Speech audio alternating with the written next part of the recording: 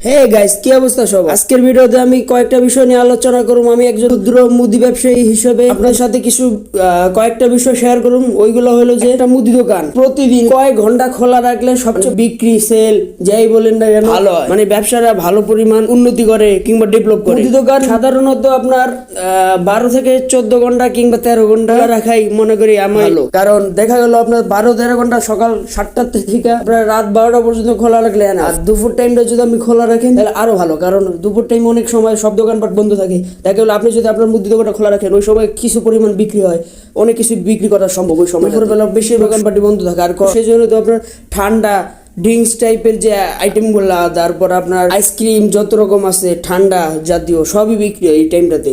এই টাইমটাতে দোকান খোলা রাখলে সবচেয়ে ভালো পরিমাণ মানে বিক্রি করা যায়।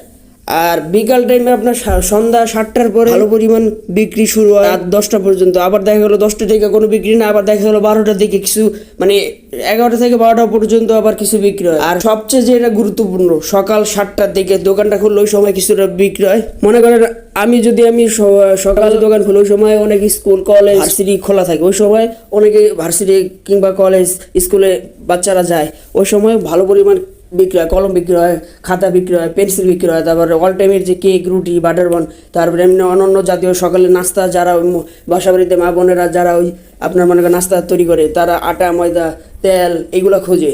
অনেক সময় অনেক দোকান বন্ধ থাকে, চায়ের দোকানগুলো খোলে, কিন্তু বাকি দোকানগুলো মুদি দোকানগুলো একটু দেরি করে খোলে। এই কারণে আপনি যদি খোলেন আপনার বিক্রি ভালো হবে। এটা মোটামুটি আমি এই মাসের মুদি দোকানদারের ধারণা দেখে বলতেছি। আজকের মধ্যে এই পর্যন্তই, ভালো থাকুন।